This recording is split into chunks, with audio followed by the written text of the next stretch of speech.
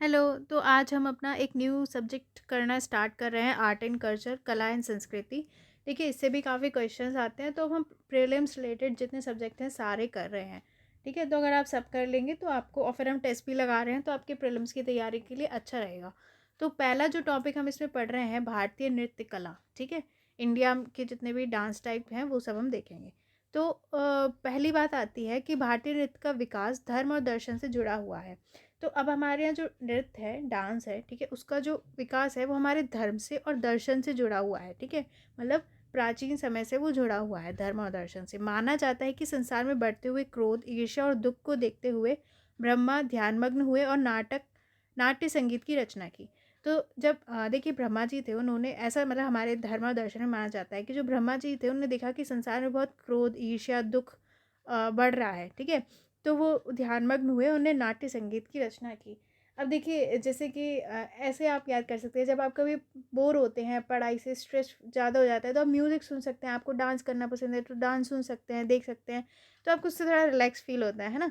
तो इसी से याद कर लीजिए कि जब उन्होंने देखा क्रोध, ईर्ष्या और दुख बढ़ रहा है, तो उन्होंने नाट्य संगीत की ब्रह्मा जी ने रचना की थी। ऐसा हमारे धर्म दर्शन में कहा गया था। इस तरह नृत्य ईश्वर और मनुष्य के आपसी प्रेम को दर्शाता है। देखिए, जब कीर्तन होते हैं, भजन होते हैं भगवान के भी, तो भी लोग नाचते हैं। तो इस तरह ये क्या है, जो नृत्य है वो ईश्वर और मनुष्य में आपसी प्रेम को दर्शा रहा है ना। भारतीय नृत्य कला के मुख्य रूप से दो अंग माने जाते हैं। अब देखिए, इसके मेनली दो अंग है, तांडव नृत्य और लास्य नृत्य। ये क्या होता है हम देखेंगे। देखिए, तांडव, आप जानते हैं, आप शिव जी से जुड़ा हुआ है, सब जानते हैं। तांडव नृत्य एक उग्र रूप है, इसे करने वाले रुद्र कहे गए, जबकि तांडव का दूसरा रूप आनंद प्रदान करने वाला है। ठीक है, अब कोई गुस्सा होता है तो कहते हैं क्यों तांडव मचा रहे हो, है ना। तो इस तरीके से क्या है कि तांडव जो है वो एक नृत्य का, डांस का उग्र रूप है। ठीक है, क्रोध वाला, इसे करने वाले रुद्र कहलाए। इसे जो करते थे उसे रुद्र, उन्हें रुद्र कहा गया। जबकि तांडव का दूसरा रूप आनंद प्रदान करने वाला है, और इसे करने वाले शिव नटराज के रूप में जाने गए। तो तांडव करने वाले रुद्र के, और जो तांडव का दूसरा है रूप लास्य नृत्य, वो क्या है, आनंद प्रदान करने वाला है। और इसे करने वाले कौन, शिव नटराज के रूप में जाने जाते हैं। तो वो नटराज के, और वो उग्र वाले रुद्र। ठीक है, इस तरह तांडव नृत्य से सृष्टि के उत्थान और पतन को जोड़ा जाता है। तो तांडव नृत्य है तो उसको हम जोड़ते हैं कि सृष्टि के उत्थान से और पतन पतन से, यानी उसके बनने से और उसके पतन से। ठीक है, तांडव मुख्यतः पुरुष द्वारा किया जाता है, जबकि लास नृत्य सुकुमार नृत्य के रूप में पार्वती स्त्री के रूप में दर्शाया जाता है। तो तांडव जो है वो मेनली क्या है, मेल पुरुष करते हैं, उनके द्वारा होता है। जबकि लास नृत्य है, ठीक है, वो आनंद से जुड़ा है, और वो जो पार्वती जी हैं, ठीक है, तो एक सुकुमार नृत्य के रूप में पार्वती जी जो स्त्री है उनके रूप में उसे दर्शाया जाता है। अब हम पढ़ेंगे मेन टाइप्स जो डांस के हैं, जो आपको याद करने हैं। ठीक है, सबसे पहला भरतनाट्यम। ये बहुत इंपॉर्टेंट है आर्ट एंड कल्चर में, इसलिए मैंने सबसे पहले ये टॉपिक लिया, क्योंकि ये टॉपिक इंपॉर्टेंट है। फिर हम बाकी चीज़ें भी देखेंगे, वास्तुकला, वो सब, आर्किटेक्चर वगैरह, मूर्तिकला, ये सारी चीज़ें भी देखेंगे। तो देखिए, जो भरतनाट्यम है वो कहाँ का है, ये तमिल संस्कृति का एकल नृत्य है। तो ये तमिल संस्कृति से जुड़ा है। ठीक है, तो अगर भरतनाट्यम कहाँ का है, तो तमिलनाडु का, याद रखिए। यह मंदिर में नर्तकियों और देवदासियों द्वारा भगवान की मूर्ति के समक्ष किया जाता था। तो जो भरतनाट्यम है वो मंदिर में जो नर्तकी होती थी, देवदासी होती थी, ठीक है, वो करती थी भगवान की मूर्ति के समक्ष मंदिर में भरतनाट्यम। पहले आरंभ में देवदासी प्रथा से संबंधित होने के कारण इसे सम्मान की दृष्टि से नहीं देखा गया। देखिए, ये ना एक देवदासी प्रथा से जुड़ा हुआ था। ठीक है, जो मंदिर में देवदासी होती हैं, इसमें भी बताया कि वो क्या है, भगवान के समक्ष, मूर्ति के समक्ष करती थी, इसलिए क्या है, इसे सम्मान की दृष्टि से नहीं देखा गया था पहले भरतनाट्यम को। किंतु 20वीं सदी में रुक्मिणी देवी के प्रयासों से इसे पर्याप्त सम्मान मिला। तो रुक्मिणी देवी के प्रयासों से क्या है, इसको पर्याप्त सम्मान मिला। उसके बाद इसको ज़्यादा ख्याति मिली डांस को। भरतनाट्यम में नृत्य और अभिनय शामिल होता है। ठीक है, तो इसमें देखिए भरतनाट्यम में क्या करते हैं, याद रखिए, नाट्य, नाट्य से याद रखिए, एक नृत्य होता है उसमें, और अभिनय भी होता है। ठीक है, एक्ट भी कर रहे हैं, वो दोनों चीज़ें शामिल होती हैं। नृत्य में मुख्यतः शारीरिक भंगिमा पर विशेष बल दिया जाता है। तो उनकी शारीरिक भंगिमा कैसी है, ठीक है, उस पर ध्यान दिया जाता है। मतलब वो कैसा फेस बना रहे हैं, ये सब, कैसे हाथ हैं।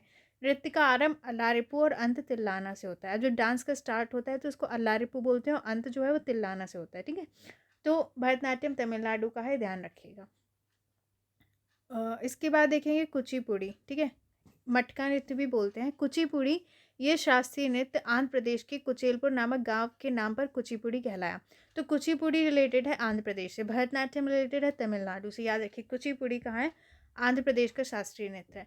और आंध्र प्रदेश में कुचेलपुर नामक गांव है, उसके नाम पर इसका नाम कुचिपुड़ी पड़ा था। ठीक है, कुचेलपुर नामक गांव पे इसका नाम पड़ा था कुचिपुड़ी। यह गीत और नृत्य का समन्वित रूप है। ठीक, अब इसमें गाना होता है और डांस होता है। भागवत पुराण इसका मुख्य आधार है। अब इसके पात्र भगवत मेला कहलाते हैं। तो अब देखिए इसका मेन जो आधार है वो क्या है, भगवत पुराण है, और इसके पात्र भी भगवत मेला कहलाते हैं। कुचिपुड़ी नृत्य में पद संचालन और हस्त मुद्राओं का विशेष महत्व है। अब इसमें पैर का संचालन कैसा है, हाथ की मुद्रा कैसे है, उसका विशेष महत्व है। अगर आप थोड़ा और इंटरेस्टिंग इसके बारे में जानना चाहते हैं तो आप इनके वीडियो देख सकते हैं डांस के यूट्यूब पे, तो आपको थोड़ा सा और इंटरेस्ट आ जाएगा इनमें। इस अब यहाँ पे करके तो दिखा नहीं सकते, तो आपको जाके यूट्यूब पे देखना चाहिए। इस नृत्य की खास विशेषता, पीतल के थाल पर नर्तकियों द्वारा पैर रखकर नृत्य किया जाता है। सिर पर जल से भरे हुए कलश रखा होता है। ठीक है, इसे तरंगम कहते हैं। ठीक है,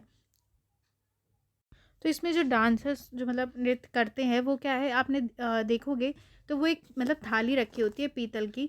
ठीक है, उस पे पैर रख के वो डांस करते हैं, और सिर पर क्या है, उनके जल से भरा हुआ कलश होता है। इसको मटका नृत्य भी बोलते हैं, मैंने आपको बताया था।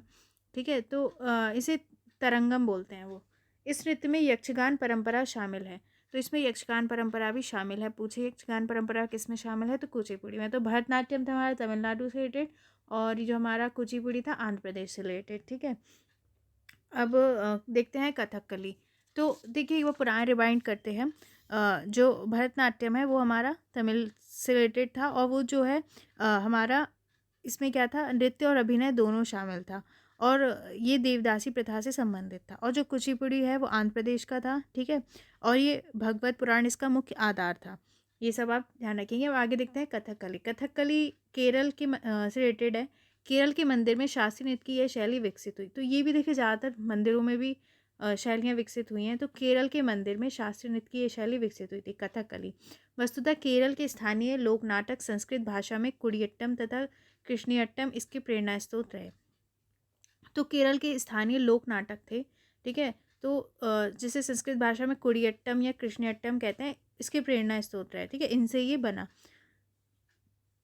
इनके मौलिक रूप से पौराणिक कथानकों को शामिल किया जाता है। अब जो पुरानी कथाएं हैं उनको इसमें शामिल किया जाता है। पुरुष प्रधान नृत्य होने के कारण स्त्री पात्र का नृत्य भी पुरुष ही करते हैं। तो इसमें मतलब ये मेनली मेल्स जो होते हैं, पुरुष होते हैं, वो करते हैं, और स्त्री का अगर कोई पात्र है तो वो भी पुरुष ही इसमें करते हैं। इस तरह यह मुख्यतः पुरुष नृत्य होता है।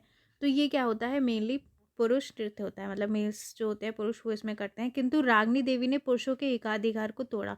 तो जो रागनी देवी थी उनने क्या है, पुरुषों के एकाधिकार को इसमें तोड़ा। इस नृत्य में नेत्र और बाहों का संचार सबसे महत्वपूर्ण है। तो मेनली क्या होता है, नेत्र और जो बाहें होती है उनका संचार इसमें इंपॉर्टेंट होता है। नृत्य में रामायण और महाभारत के प्रसंगों को दिखाया जाता है इसमें। ठीक है, जो हमने कुची पढ़ा था उसमें, कुचिपुड़ी पढ़ा था उसमें भगवत पुराण, और इसमें जो हमारे कथकली पढ़ रहे हैं उसमें रामायण और महाभारत के प्रसंगों को दिखाया जाता है। इस नृत्य में दो प्रकार के पात्र होते हैं, एक पाचा नायक और दूसरा केट्टी खलनायक। तो दो पात्र होते हैं, एक होता है पाचा जिसको नायक, और दूसरा केट्टी खलनायक होता है। इस नृत्य में नर्तक के चेहरे पर हरा और लाल रंग होता है जो अलग अलग चरित्र का सूचक होता है। तो देखिए आप ये देखेंगे ना, कथकली आप सर्च करिएगा तो वो लोग ना अपने फेस पर कलर होता है लगाए रहते हैं, रेड ग्रीन। तो इस जो ये कलर होते हैं इनका अलग अलग मतलब होता है। ठीक है, जैसे हरा रंग सद्गुण का, ईश्वर और मर्यादा का प्रतीक है, तो लाल रंग पाप का सूचक है। ये अलग अलग कलर होते हैं। इस बहुत मतलब ये जो डांस होते हैं बहुत बारीक होते हैं। आपको वो क्या दर्शा रहे हैं, वो इस वक्त कौन सा चरित्र दर्शा रहे हैं, वो मतलब जो इसको अच्छे समझते हैं वही समझ पाते हैं। यह नृत्य अच्छाई और बुराई के बीच चलने वाले संघर्ष को सूचित करता है। तो ये नृत्य मेनली क्या है, अच्छाई और बुराई के बीच चलने वाले संघर्ष को दिखाता है। और यह नृत्य तांडव नृत्य का प्रतिनिधित्व करता है। जो कथकली है वो तांडव नृत्य का प्रतिनिधित्व करता है। ये बात ध्यान रखिए, ऐसी क्वेश्चंस बनेंगे। ठीक है, डायरेक्ट नहीं पूछा जाएगा, छोटे एग्जाम्स में डायरेक्ट पूछा जाएगा, बड़े एग्जाम में ऐसे पूछेंगे कि तांडव नृत्य का प्रतिनिधित्व कौन सा डांस करता है, कथकली। तो यही आपको सब चीज़ें ध्यान रखनी होती है। तो भरतनाट्यम तमिलनाडु से चला था, कुचिपुड़ी आंध्र प्रदेश से, कथकली केरल से। अब आगे देखेंगे मोहिनी अट्टम। ठीक है, मोहिनी अट्टम भी केरल से रिलेटेड है। ये केरल का प्रमुख नृत्य है मोहिनी अट्टम। महिलाएं इसका एकल प्रदर्शन करती हैं। तो ये मेनली महिलाओं द्वारा किया जाता है। ठीक है, मैं बताया था कथकली ज़्यादातर पुरुष करते हैं। ये क्या है, महिलाओं के द्वारा अकेले किया जाता है। 19वीं सदी में त्रावणकोर के राजा महाराजा स्वाति तिरुमल के काल में इसका विकास हुआ। तो 19वीं सदी में जो त्रावणकोर के महाराजा थे उस वक्त स्वाति तिरुनल, उनके काल में क्या है, इस कला का विकास हुआ था। यह माना जाता है कि भस्मासुर वध के लिए विष्णु द्वारा मोहिनी रूप धारण करने की कथा से इसका विकास हुआ।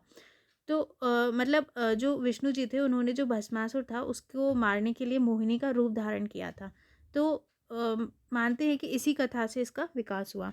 इसमें भरतनाट्यम और कथकली दोनों का अंश पाया जाता है। और ये जो मोहिनी अट्टम है, याद रखिए, भरतनाट्यम और कथकली दोनों का अंश पाया जाता है, अर्थात भरतनाट्यम का लालित और कथकली का वीरता का भाव इसमें शामिल है। ठीक है, तो ये दोनों चीज़ इसमें मिक्स होती हैं। मोहिनीअट्टम की प्रस्तुति चोलकेतु वर्णम, पदम, तिल्लाना, कुमी और स्वर के रूप में होती है। ठीक है, ये चीज़ आपको खुद से ध्यान रखनी होगी। उसके बाद क्या है, मोहिनीअट्टम नृत्य को पुनर्जीवन प्रदान करने में 3 लोगों की भूमिका महत्वपूर्ण रही है। तो मतलब इसमें फेमस डांसर्स होते हैं तो उनका नाम थोड़ा ध्यान रखना है। जैसे स्वाति तिरुनल है, राम वर्मा है, बल्लतोल नारायण मेमन। ठीक है, ये है जो क्या है, केरल मंडलम संस्था के संस्थापक है। और कला मंडलम कल्याणकुट्टी अम्मा है जो द मदर ऑफ मोहिनीअट्टम कहलाती है। तो कुछ आपको नाम इसमें याद रखना है। तो हमने पढ़ा मोहिनीअट्टम जो केरल से रिलेटेड था, कथकली जो हमारा केरल से रिलेटेड था, कुचिपुड़ी आंध्र प्रदेश से, भरतनाट्यम तमिलनाडु से। ठीक, तो इन सबको आप अच्छे से पढ़िएगा। बाकी के कुछ डांस वो हम नेक्स्ट वीडियो में देखेंगे, ओडिसी, मणिपुरी, कथक और सत्रिय। Thank you.